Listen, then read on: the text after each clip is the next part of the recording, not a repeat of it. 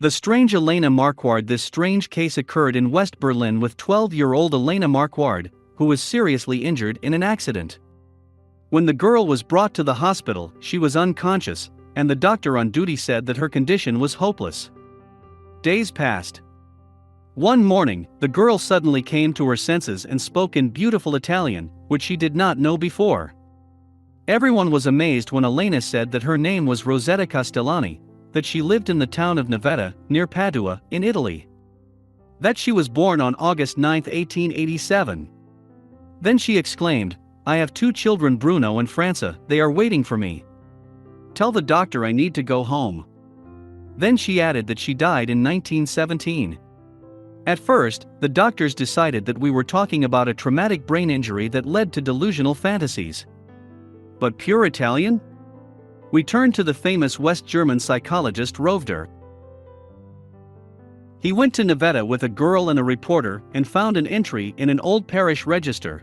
A girl named Rosetta Teobaldi was indeed born on August 9, 1887 and married Gino Castellani on October 17, 1908. They were told the address where she lived, where she died on October 17, 1917, and where her daughter Franca still lives. The most interesting and curious thing was that when they came to the specified street, Elena pointed to one of the buildings and confidently said, "This is my home." It turned out that she was not mistaken. Franca herself opened the door for them. At the same moment, the girl said, "This is my daughter Frances." In 1824, a 9-year-old boy named Katsugaro, the son of a wealthy Japanese peasant, told his older sister that he was absolutely sure that he had had another past life before. This case is one of the first that was officially recorded from the words of eyewitnesses, and carefully documented. Doctors, historians, police and even local healers worked with Katsugaro for a long time and thoroughly. The boy conquered everyone with his vivid and picturesque memories of his past life, full of the smallest details, and many small details that could not be known to a child of such a young age. First of all, Katsugaro said that in his previous life he was the son of another peasant and lived in a completely different village on the island of Okinawa. In adulthood, he became seriously ill and died of smallpox in 1810. Little Katsugaro was cross-examined by the police, which took place under the direct supervision of a psychologist and doctors. The boy told investigators more than 50 different stories and incidents from the life of the village from the island of Okinawa. In addition, the boy revealed the secrets of his previous family, which could only be known by a person close and trusted to this very family.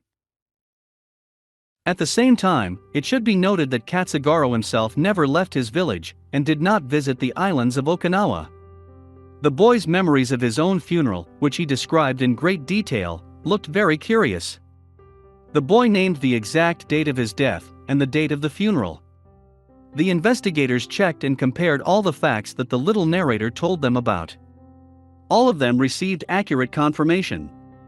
It is worth noting, Katsugaro told the investigation the common names of his past relatives, as well as the nicknames of pets, dogs, cats, cows and sheep.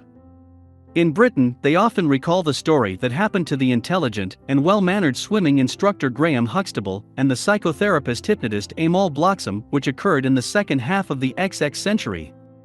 In any case, the British consider this, if not proof of the transmigration of souls, then proof of the possibility of flight and travel of the human soul in time. One day, Graham Huxtable volunteered to take part in a hypnosis session that the psychotherapist Amal Bloxham conducted at the University of Cornwall, Wales. Plunged into a hypnotic dream, Huxtable not only began to remember his previous life, but, as it seemed to numerous witnesses of the experiment from among scientists, he moved into the body of a certain man named Ben. Even with a cursory check, it turned out that Mr. Ben lived in the 18th century. He served as a gunner on the Royal Navy frigate Aggie. Having moved into the body of the cheerful and brave gunner Ben, Mr. Huxtable, during the session, philologically re-equipped with purely naval vocabulary, in which obscene expressions and purely military orders of a naval orientation prevailed. At the same time, a university professor who recorded the entire session on a video camera very quickly admitted that Mr. Ben's vocabulary fully corresponded to the speech of a commoner of the British Isles of the 18th century. Such a language was not used in England even in the 19th century. Philologists, having studied the audio recording, recognized that Mr. Ben's speech fully corresponded to the vocabulary and slang of the sailors of the 18th century, which are not used today, even by actors of the Shakespeare theatre. Judging by Huxtable's speeches, during the experiment he got on board the frigate Aggie at the moment when the sailors were fighting with some enemy. Judging by Huxtable's exclamations and groans, he was wounded in his left leg in this battle. The psychologist Bloxham had some difficulties with bringing the patient out of a trance into a living reality. Ben didn't want to get out of the fight and leave his combat number at the cannon. When the hypnosis finally stopped working on the patient, the first thing Huxtable reported was, "My left leg is numb." Huxtable was later allowed to watch and listen to a recording of his session. He was shocked and claimed he didn't remember anything. Historians have tried to find in the archives a mention of the frigate Aggie and the name of its captain, whom Huxtable repeatedly called during a hypnosis session.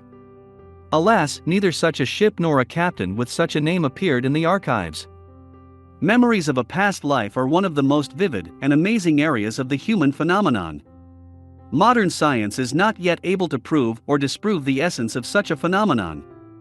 Even experienced researchers in the field of past life memories are not sure how to interpret and explain this phenomenon.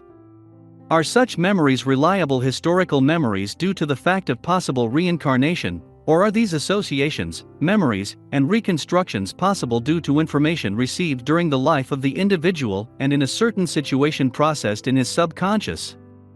Both options are possible, which scientists are carefully studying. In this area of paranormal phenomena, there is an opportunity both for cheap forgery, deception, and for serious study of such astounding facts and phenomena. It is important for us to be a little skeptical when considering examples of memories of a past life, but the stories known to mankind today do not become less intriguing. Memories of a past life mostly arise in a person spontaneously. They happen in both children and adults, but still much more often in children.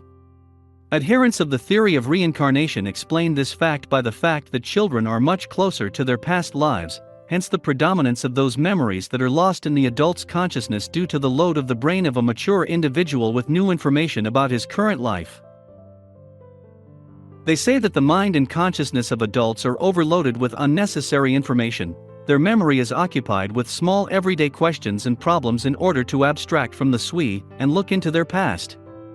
By the way, adults who have experienced the syndrome of memories of a past life do this as a result of an extraordinary experience or incident. Some memories come only during a hypnosis session, others receive such information after severe stress or serious head and brain injuries.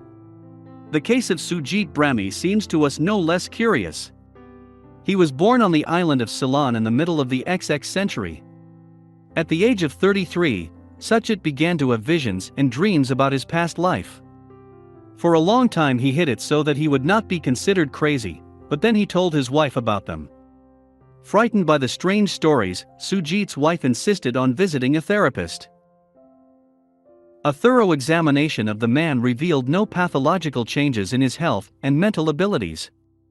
The doctor stated, "Everything is fine, the patient is completely healthy." However, Sujit continued to have unusual visions and dreams. Then he returned to the psychologist himself and began to tell him his story in detail. Once Sujit dreamed that he had already lived on this earth, but in a completely different guise. In his previous life, his name was Sammy Fernando. He lived in a small coastal village of Gorokana, 8 miles south of the large city of Gal, Ceylon. Sammy worked as a laborer at the local railway station. The workers were paid very little, and Sammy had a big family.